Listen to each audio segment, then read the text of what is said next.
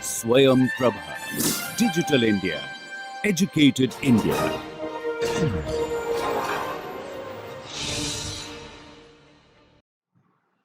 Okay, good morning, everyone. Let us start from the point where we had stopped in the previous class. So this is as follows now. We sort of understand the functional form of the energy balance equation, right? So what is the energy balance equation? I think though we have not explicitly discussed, sort of everybody understands the energy balance equation, which is essentially change in energy of a system. One of you is unmuted. Kindly mute yourself. So change in energy of a system is so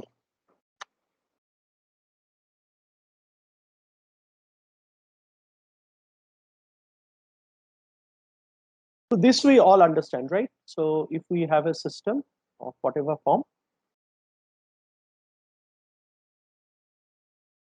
the change in energy is essentially the total energy of the system that is changed. And this is due to either the work done by the system or on the system. Of course, there is a dangling question which I have not been able to answer, which some of you answered about the convention of work. But as of now, we will follow that work done by a system is negative because that is associated with reduction of the internal energy of the system. And if you now expand these terms, so if you expand this term, this is all very simple stuff today, and we will quickly brush through, and then I will pick up a very interesting example in which I'd like to spend 5 minutes on discussion the way we do. We all know about that energy cannot be created or destroyed if we are not talking about nuclear reactions, but it can transform from one form of energy to the other form of energy. And one of the finest example I consider, an engineering example, is the generation of hydel power or the hydroelectricity that gets generated in dams. So we will just have no equations, no assignment, no mathematics, nothing like that. But we will just try to give you an idea where and how it actually works. Okay, so if you expand this one, now we know that this actually has three terms: internal energy, kinetic energy, and potential energy. And then if the system is stationary, this is 0. If there is no change in elevation, this is 0.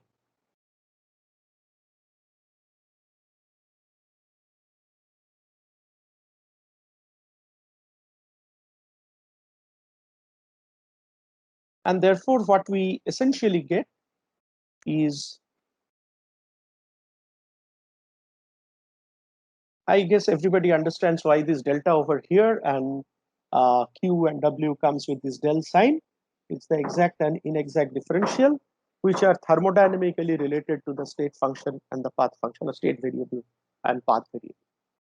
Now, if we look back and ponder over the discussion that we have had so far, we have looked into the different components of internal energy.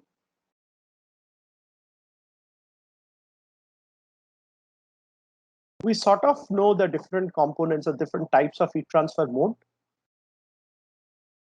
And I remember in one of the initial classes, we had a rather detailed discussion on this.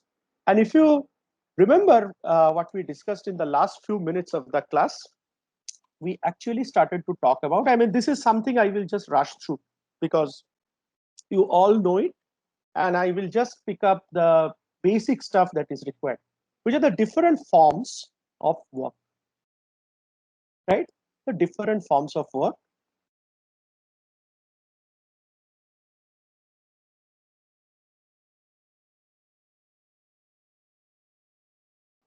Different forms of work. And the first thing that first form or the most common form we all know is essentially the mechanical work. And now we understand, so this requires physical movement of the boundary of the system.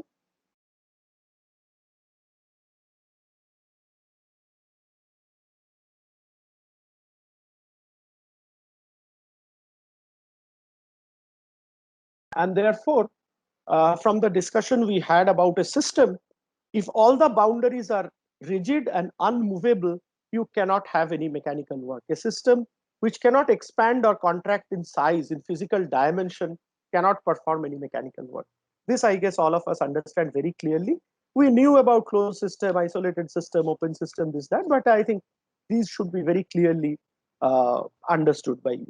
So therefore, the moment you are talking about, I don't know why the video is lagging. Network issues, that's all I can say. I also do not know whether it is lagging for all, Devesh, or it's only lagging for you. Every possible permutation and combination is possible. That is something that is beyond my control. I'm sorry about it.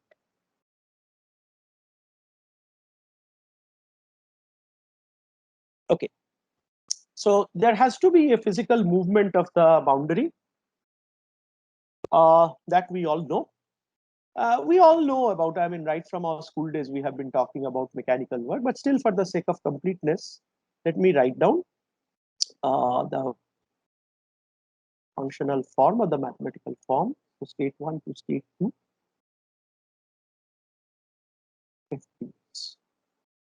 And in thermodynamics problem, whenever we are actually calculating the mechanical work, we are writing integral PD from state 1 to state 2, right? Everybody agrees?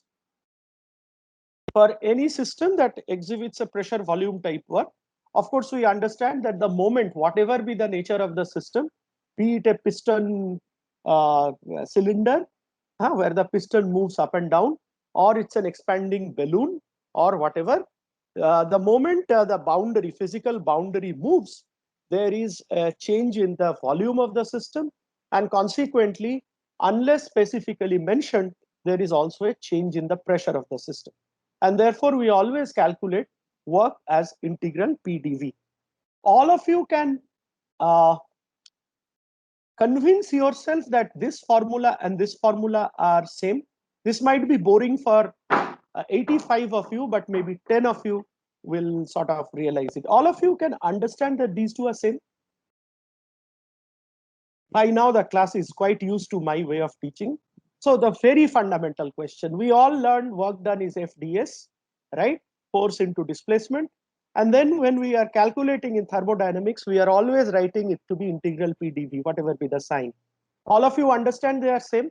If so, how? That's the trick. You essentially what you do, I guess all of you know, but there is no harm in sort of understanding it from the absolute basics. So what you actually do is this. Very good. So forget about the vector or whatever. So F by A, force per unit area, is the pressure. And then whatever is the linear displacement, multiply it with the cross-sectional area, it becomes essentially the change in the volume. Good. So mechanical work, we now know. We also talked about electrical work. So when a electrical current passes through an electrical resistance, essentially, and I mean, it's not that we are going to need it very rigorously. Your friends in electrical engineering will be working entirely on this. Whenever they are designing a machine or a motor, they are going to focus on this part of it. In fact, one can just pick up some basic courses of engineering and can find out which branch of engineering deals with whatever. That's all. Nothing else. So if the system generates electrical current and the current passes through a resistance outside, it's a negative work. And if the generator is outside and the current generated outside passes through your system, then the electrical work is positive. If you want to go into somewhat detail, just go through Wikipedia or some standard text. Of course, we talked about shaft work also. And for the sake of completeness, I will just write down the formula for the shaft work, which again, all of you know. So what you need to understand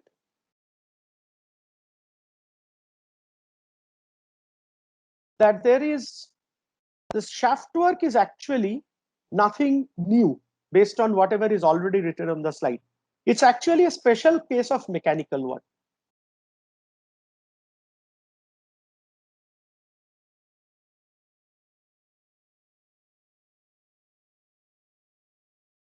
this part of the course, I mean, and chemical engineering initially was very closely related to mechanical engineering, and textbooks are written like that. And I also sort of follow it that way. But please do understand that essentially work can be of two types: electrical work and mechanical work.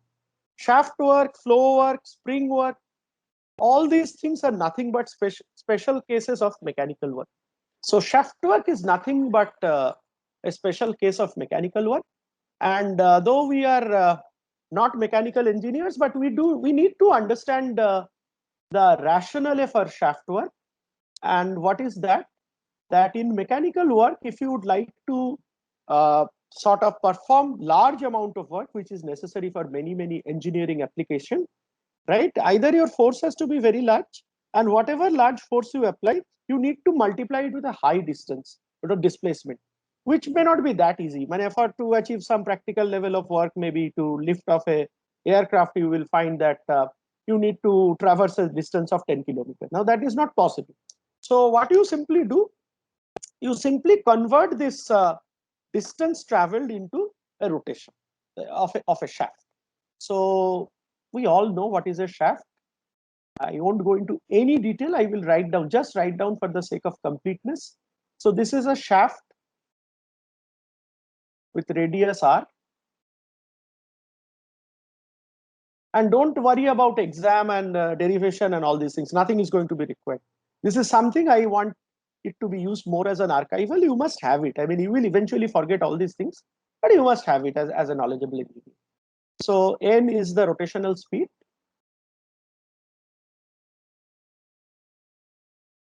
So we know that the torque associated, this is 101 physics derivation. All of you know that. This is 11th standard physics. F into R, and therefore F is equal to T by R. And then we also have the linear displacement.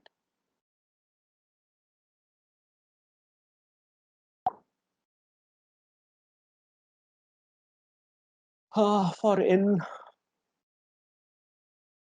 revolution is S is equal to 2 pi R n, right? Therefore, the work done, the mechanical work done, is equal to F into S, which is torque, right? And therefore, what comes out is all of you know 2 pi n t. So therefore, the rate of shaft work per unit time is 2 pi t into n dot. This is, I mean, this if you say that we don't need it, yeah, I agree that this derivation is good. The other thing that I started to tell when we were about to finish the previous class is again the concept of flow work. Now, flow work is, there are a couple of things that needs to be understood. In fact, I am going to spend some time on that. Flow work is associated with fluid flow.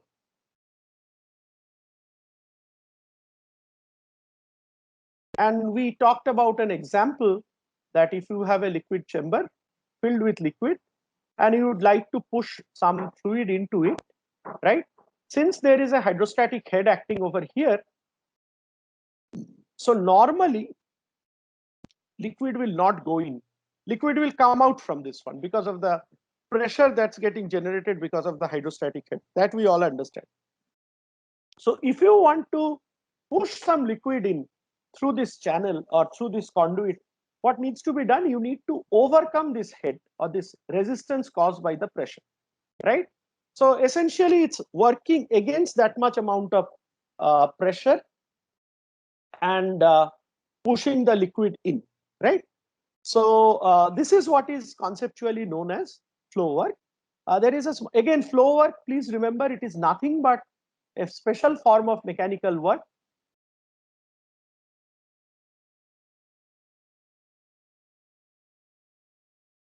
that is related to fluid flow. Let me, before I sort of write down the derivation for flow work, let me just quickly ask to the class, Of course, the chemical engineering students have started to do fluid flow, which I don't think the biotechnology students do. But nonetheless, let me just ask a quick question. So suppose there is a flow of a liquid through a pipe.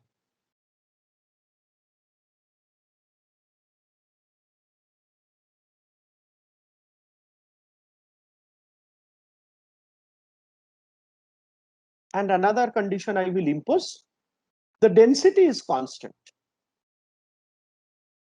That means it is not particularly not a function of pressure. It's not a function of anything, but most importantly, it's not a function of pressure. And this, I guess, most of you know, this is what is known as the incompressible fluid.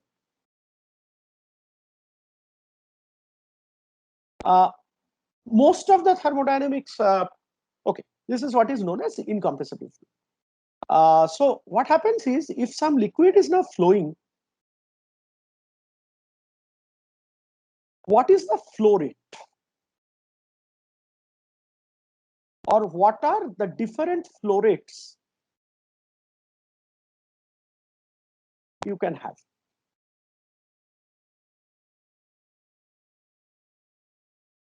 This is not exactly related to this course, but I think in order to,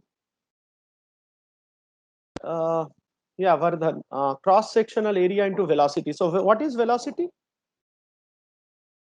Volumetric and mass flow rate, Samira. Yeah, very good. Anything else?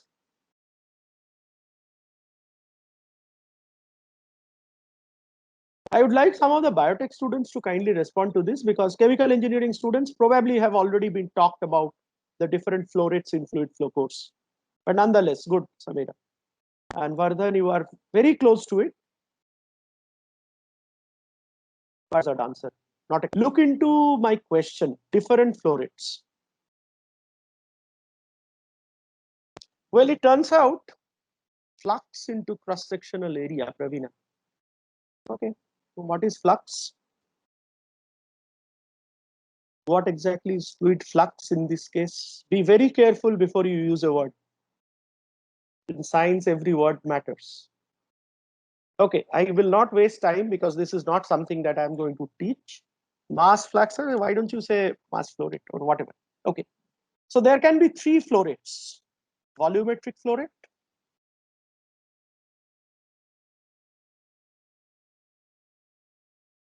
number two is mass flow rate, and number three is what all these guys like Shayon and Vardhan, they are trying to tell, what is known as the linear velocity.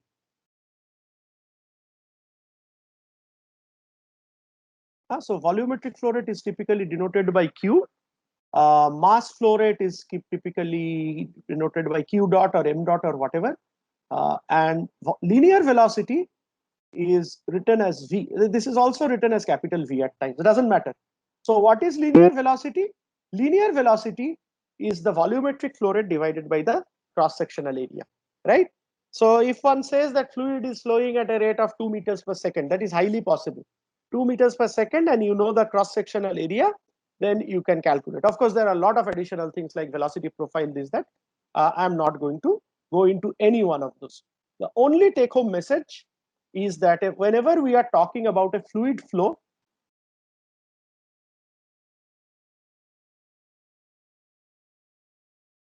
you can have volumetric flow rate,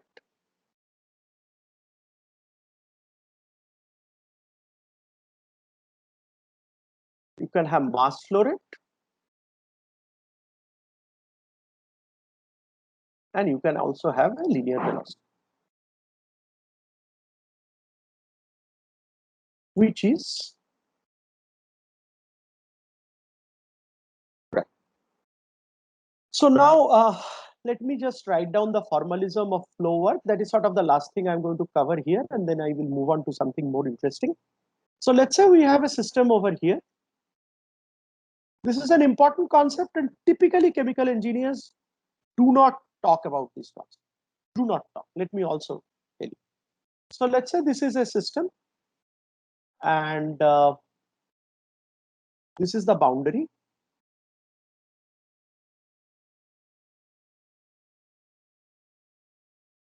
And you have a liquid, so this is surrounding.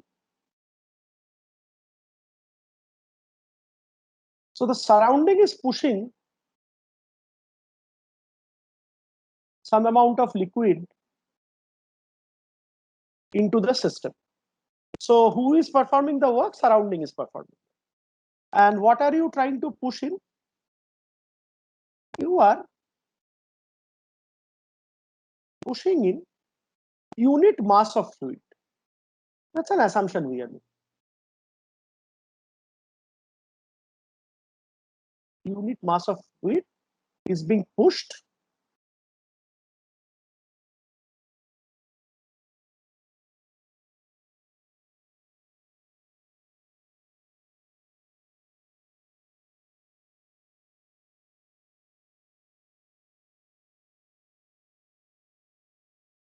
to the system. Okay. And let's say this fluid element has a length of dx and a cross-sectional area A, and the outside pressure is P. So we have P as the outside pressure. A is the cross-sectional area.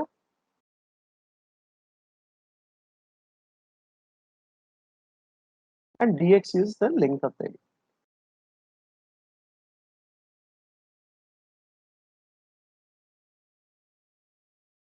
So then what is the work done?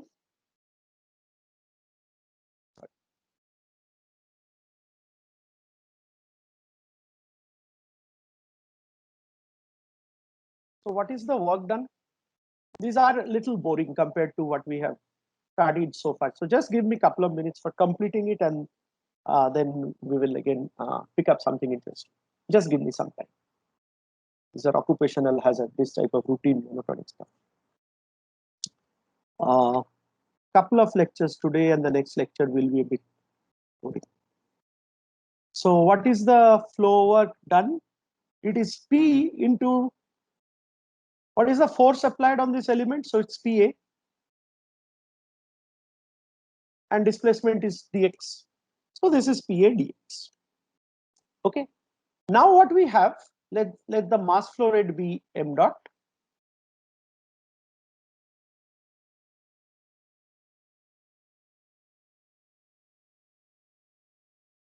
And volumetric flow rate V dot, capital V dot.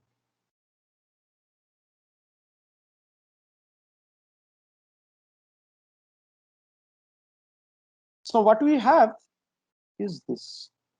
Everybody will understand, as we are talking about an incompressible fluid. So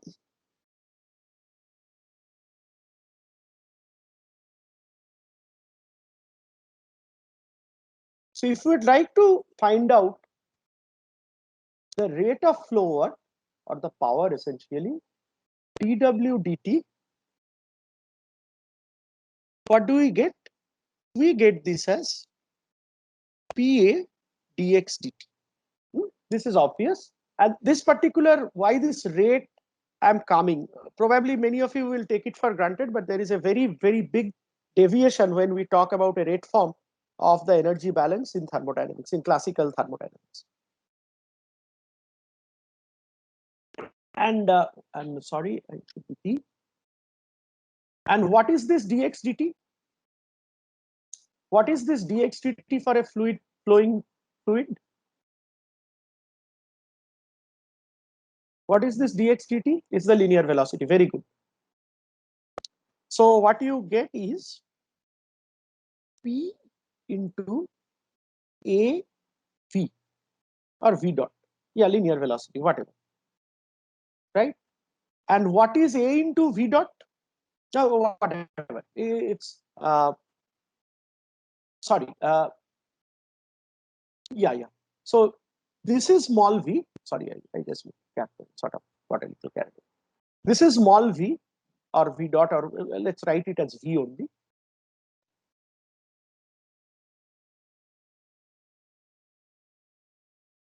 I should have used better notations, not small v and capital V. And what is this term? Cross-sectional area into linear velocity. This is nothing but the volumetric flow. Don't use the word flux. Typically in fluid dynamics, people use the word flow rate. P into capital V dot or Q dot, whatever. So this is what is the flow work, right? So you will rarely require the formula, but this is a concept that is important.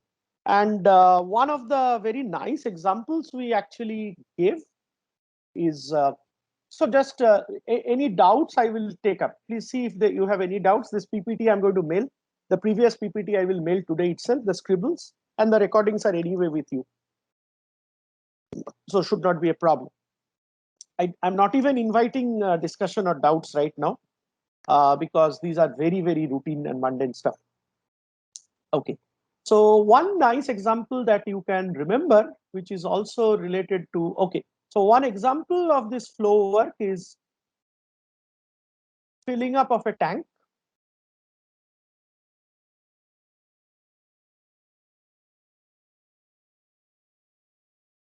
From bottom. Of course, you typically do not fill up a tank like this, but in principle, if you try to do it, and now you all understand why the tank is filled up like this, because you would like to avoid the flow work that is associated at the cost of course, pushing the liquid to a higher elevation, which is fine. But this is an example of that. And if the top surface is empty, so essentially the height of the surface goes up. And if you have a piston over here, what will happen is that as more and more liquid enters, I have to find out or go to 3 different windows to mute all. This is such a ridiculous software or app or whatever. If the piston goes up, then you essentially have a system where at the inlet there is flow work and at the outlet there is mechanical work. Is this example clear to all? I thought I will take up a problem, but I forgot to type it. Otherwise, we could have taken up a nice problem over here. Anyway, there is nothing much to understand. Now I have a question. All of you have seen dams, right?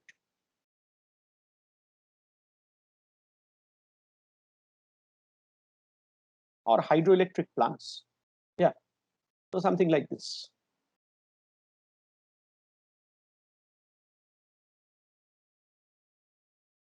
So most of you know hydroelectricity gets generated here.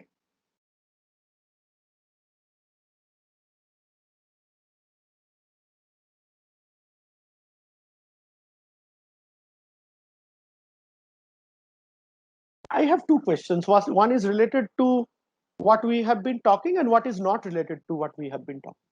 See, if you see the cross section of the profile of a dam, you will invariably, acha, never seen a dam. Now see here in the picture.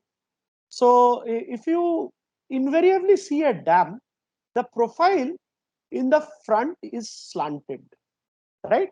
And you can see that the water is very nicely flowing through the lock gates. My first question is, why the cross-sectional profile of a dam is like this? Why? Is it to guide water? Just the way what you see here? And don't laugh, some people do think it like that. Is it to guide water? Why the profile is always tapered? Every dam you see, very good,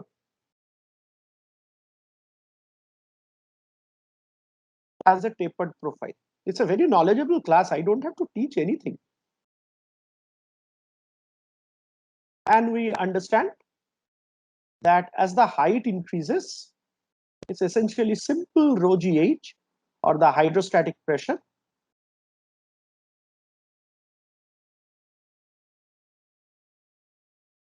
which increases with the depth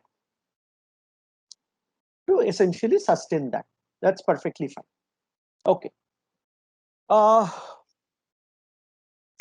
my second question is, where does electricity get generated?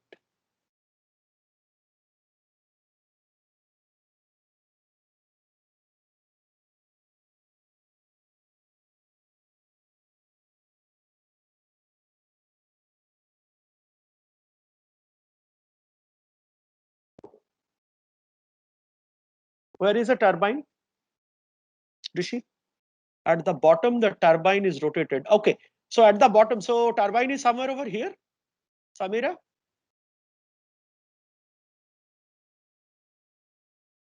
Shayan, bottom, where the turbine is placed. So can you see the turbine here? At the top of dam gates, at the bottom. Rishi, Samira, Shayan, all of you are telling bottom. Where? At the slope. Yes, Jayan. So the turbine is here. As the water falls, it travels to the turbine. Actually, there are two types of gate. Okay. What are those types, Shayan? How many of you, anyone from NHPC city? Anyone in the class from an NHPC town, or father is in NHPC or mother is in NHPC? Rishabh, I have visited two dams and seen two from the sky.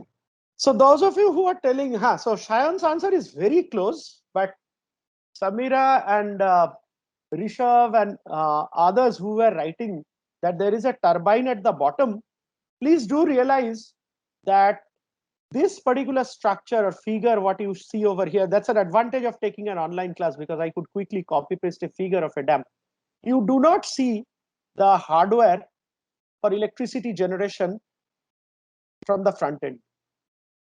What is there is separate tubes. It can be either correlate, along the dam, or it can be at a completely different place. So you can have, let's say, a tube like this somewhere over here, right? And within this tube, somewhere, not a picture like this, you have the turbine. At the gate of the dam, not it's inside the bottom. No, there is a tube which uses the entire depth, entire height difference. These tubes are typically underground tubes. They are not exposed. So those of you who are having a concept that the turbine is placed here, it's not. The turbine you cannot see. It's a huge hardware. It's a huge installation. And this is an underground tunnel. That tunnel essentially, as Shayan was very close to the correct answer, there are two types of gate. So this flow, what you see here, Chandil is a very small dam actually. Yeah, so that's exactly Shayan. So there are essentially, so this flow has nothing to do with the electricity generation. This is essentially for irrigation purpose or for sustaining the downstream river with a constant flow rate. And you typically close the lock gates so that you raise or maintain the level of the dam. Okay. So what happens is there is this electricity generation tubes which are completely different. For a small dam like Chandil, what you are saying, of course, they are close by, but for bigger dams, particularly if you go to the Himalayan dams which are come up like Pondo or this very controversial dam on Ganges, I'm forgetting the name. So if you go there, they are the Tehri, correct, absolutely. I'm getting old, so I keep on forgetting stuff. So Tehri and other dams, Bhakra Nangal, of course, it's not controversial at all. Bhakra particularly. Nangal is not a dam. Bhakra is the dam. Nangal is more of a barrage. Bhakra is the dam which of course has a huge powerhouse. So they call it the powerhouse. Anyway, let's change our discussion from geography to what we were talking.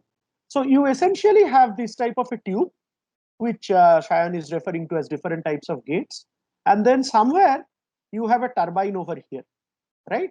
So as the liquid passes through it at a very high speed, it rotates the turbine. And then you essentially have, so what is the system? So you have a turbine. The turbine will rotate. So you have these baffles and whatever. Turbine will rotate. And outside, you have this, I should have used a different color maybe. You have this, what is a generator? It is nothing but the wires, because if you rotate something within this electromagnetic coil, electricity gets generated. So what are the interconversion of energy here? First thing you need to know, it is the potential energy, right? Because And of course, my drawing is slightly wrong. The turbine will be as lower it is better, because whatever is the difference in elevation, higher is going to be the potential energy the flow is going to gain. And that potential energy, higher is the potential energy, what it's going to happen, it's going to lead to higher velocity of the liquid through the pipe, right? So essentially what you are doing, first your potential energy is getting converted to flow work, right? Now, so it is flowing through a tube, it's actually a downhill tube, and then you have this turbine over here. So now what is the interconversion of energy or work? Based entirely on what we have discussed from the morning. It's a very nice example. Yes, please. Samira, be more careful with the pedagogy. Flow work to shaft work now. Rotational is shaft work, we demarcated. When we are talking about classical engineering things, we need to be very careful about the pedagogy, right? So potential energy to kinetic energy essentially translates to flow work gets converted to shaft work, and shaft work eventually gets converted to electrical work. That's what you see in a hydroelectric power plant. Is it clear to all? So this is an example. Again, as I told, no equations, nothing like that. But when you write the first law of thermodynamics, that energy cannot be created or destroyed, right? But it can only get converted from one form to the other form. I always think this is a very, very nice example. I'd like to ask a quick term, though I will not go in for a detailed discussion. What is dissipation? We all know about heat transfer, right? Essentially the transfer of energy that takes place because of temperature difference. We all know that. Dissipation is loss of energy to the surrounding. That's a very, I will not take it as a correct answer, Devesh, because yeah, it indeed there is a loss of energy to the surrounding, but loss of energy can also take place by heat transfer in an uninsulated vessel. So it's my habit, or I always try to justify when I say an answer to be not perfectly correct, because that you need to know. So if you keep, let's say, hot water, heat loss from the system. So let me tell to the class this example. If you keep hot water in a container, there is loss of energy to the system, and that is not dissipation. Dissipation is loss of heat is a consequence. Dissipation is no, not release of energy. If you burn a fuel, you also release energy. No, Aditya, no. You need to be very careful. So all these attempts already gives me a feeling people are not very clear about dissipation. Yes, Pratik, non-useful form is a consequence. That's a non-scientific answer. But what exactly happens? Conversion of energy. So this damn thing is a dissipation. Rishi? Property of a vibrating system? Answer is no. Transfer of energy? Answer is no. That's not a correct answer at all. Heat transfer is also wasteful. Loss of energy is a consequence. It's not the science you are talking. Heat loss due to friction. Very close now. Now very close. Very, very close. So every winter morning, when I'm teaching in the class, I actually give an example. We come out of our hostel rooms and this is the first thing we do, right? No, can't be recovered. Dissipation cannot be recovered. This is the first thing you do, right? To warm up your palms. Don't talk in terms of entropy right now, because I have not covered entropy. All right. So there is randomness and all these things. If you talk, that becomes abstract. Anyway, entropy is a abstract entity. It cannot be explained that nicely like other thermodynamic entities. And I would not like students to talk and explain stuff in terms of entropy before you are formally taught chemical engineering thermodynamics. Please, to the whole class, please stop giving the answer in terms of the useless, wastage, blah, blah, blah. Let us talk about the science. So here is the example I am giving. Winter morning, you do this. All of you can see me. That's the reason I did not agree to turn off the video fully. All of you do this, right? So what are you doing? There are many other things that are not reversible. These are not correct answers for dissipation.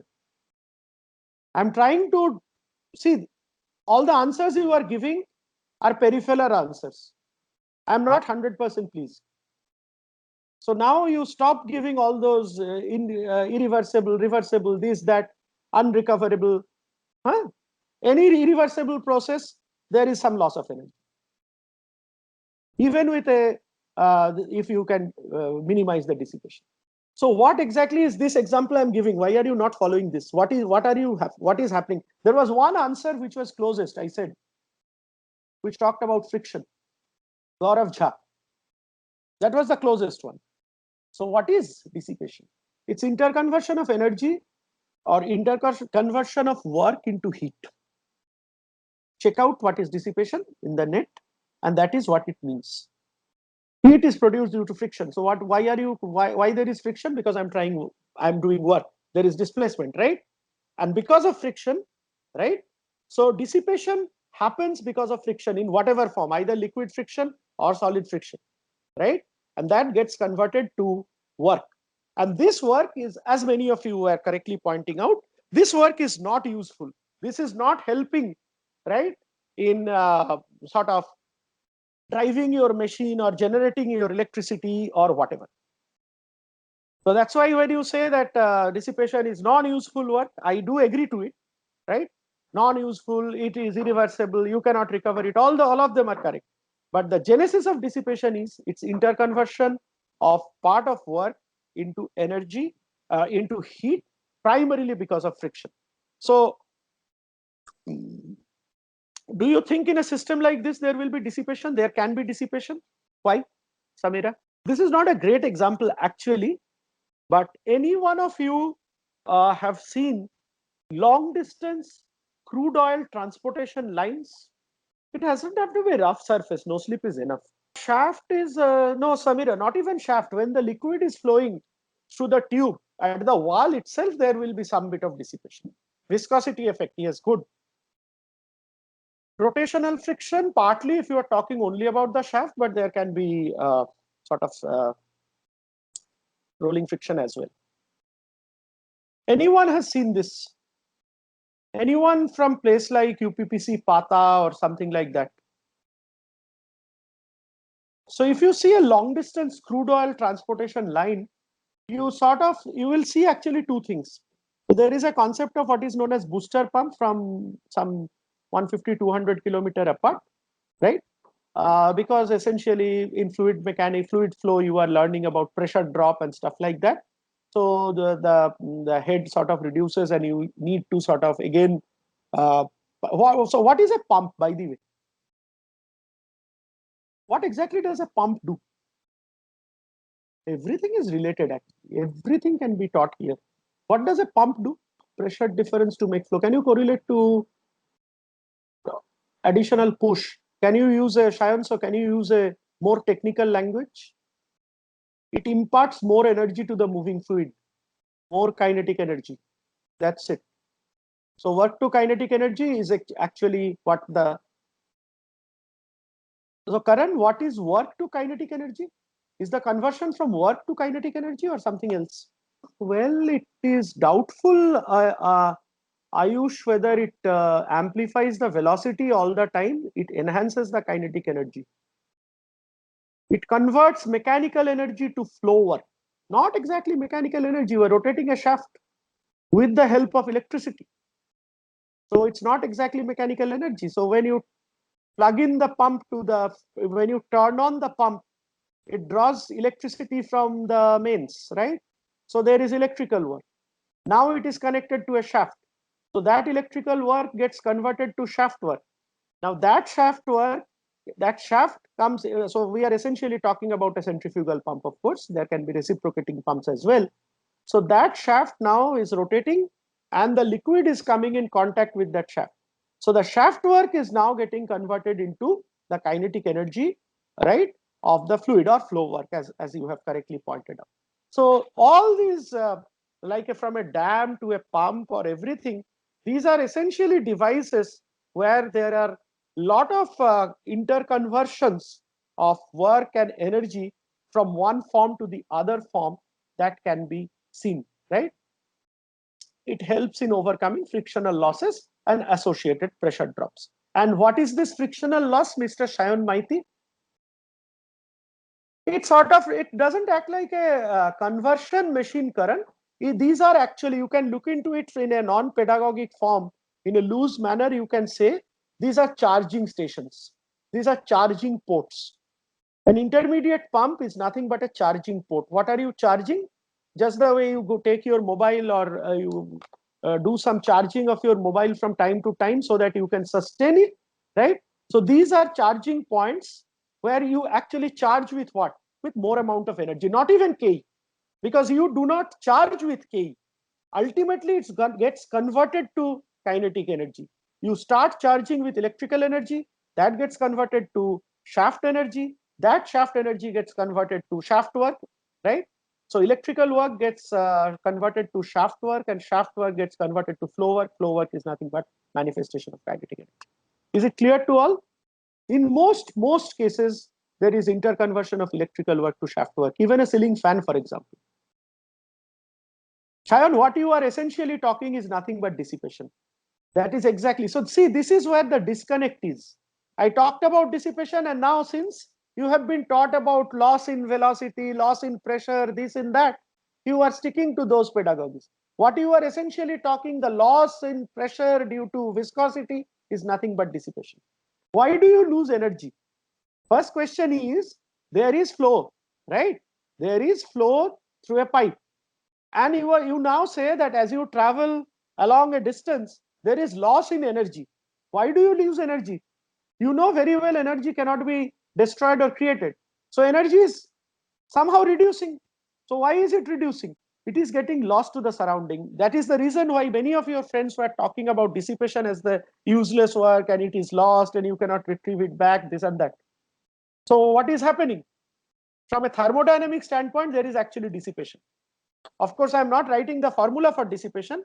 For a fluid, the dissipation is high if the viscosity is high. And as I think Sneh wrote, that apart from high viscosity, if you have surface roughness, of course, any rough surface imparts more friction in most cases, not in all cases, of course. And therefore, you have higher dissipation. So what was Shayan's doubt or disconnect? The whole class should understand that in fluid flow, what you are talking about, pressure drop, right, in a flowing system, is nothing but manifestation of dissipation. Is it clear? And that's it. Remember that. Now this dissipation, no, there won't be. There won't be. So two cases for a flowing system. So see, don't drag me to fluid dynamics, because those of you who are chemical dual degree students, you will all encounter me in 5th year, because I also teach advanced fluid dynamics, which I'm teaching this semester. So remember, this question that you are asking me should have been asked in fluid flow class, not here. Actually, when you say there is no pressure drop, there are two cases where there is going to be no pressure drop. One is if you have a no slip valve, right? And the other case when you have inviscid flow, or the viscosity is 0. So that also gives you an idea. For a flowing system, dissipation depends on two parameters. Number one is friction, which is manifested as no slip, and number two is viscosity, right? So if either of them is 0, then dissipation will be 0. But in real flow, none of them is 0. So there is slip, no slip effect is also there. And typically the liquid you are talking about is also viscous. So you have dissipation. Now, why I asked that, the long distance crude oil transportation line, what happens is, not only there are pumps from some distance apart, but there are cooling ports. There are cooling points, cooling stations, where you cool down the flowing liquid. Why? Because this crude oil is a very high viscosity fluid, and therefore the viscous dissipation is very, very high. And as a consequence of that, as the viscous dissipation is very, very high, the fluid also starts to get heated up, right? So you have to cool it down, otherwise the fluid becomes very, very hot. And if something becomes very hot, there can be phase change, there can be volume expansion, and there can eventually be explosion, right? So this is not related to CPC, so please don't drag me more into it and lose useful time, and I keep on dissipating funda, which is not good. But I think, is it clear to all now that two things I wanted to talk about: interconversion of work, energy, heat, this, that. and also the concept of dissipation. So if we just limit our discussion to change in internal energy, work done, and heat transfer, this Q, delta Q you write is heat transfer, not dissipation, right? Then sometime you fail to sort of realize the real system. And now if I ask the class that every piston cylinder, this problem that you face in your thermodynamics, it says it's a frictionless cylinder. Every problem you have done till date, frictionless piston. This is always written there, right? You have always seen, you have paid no attention to this one because you know your formulas do not change, nothing changes. But every problem statement that says it's a frictionless piston, I understand what it means. I hope the class now understand why this is such an important statement. Why?